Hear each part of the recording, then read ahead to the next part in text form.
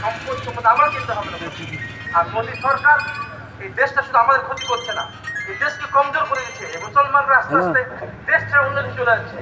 একদিন দেখা যাবে ভারতবর্ষের জনসাধারণ কম হয়ে যাবে, সব দেশে আক্রমণ করবে। উদ্দেশ্যে আমরা ভারতবর্ষকে অন্য হাতে আত্মনীতি তার জন্য ভারতবর্ষকে শক্তিশালী করার জন্য আমরা সব এক হয়ে দেশ থাকতে চাই।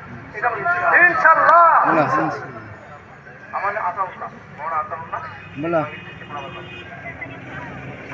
ওই ইসলামপুরে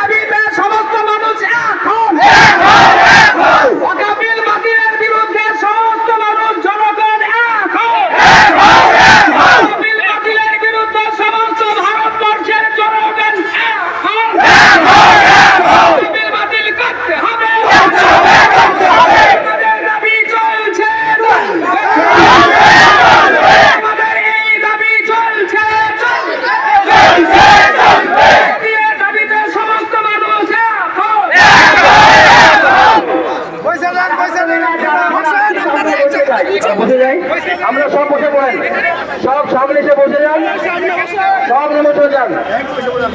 এই জাতি মুসলমান জাতি, আপনারা জানেন আমাদের ইতিহাস আছে। আর সমস্ত মানুষকে যে মোদী সরকার জানা দরকার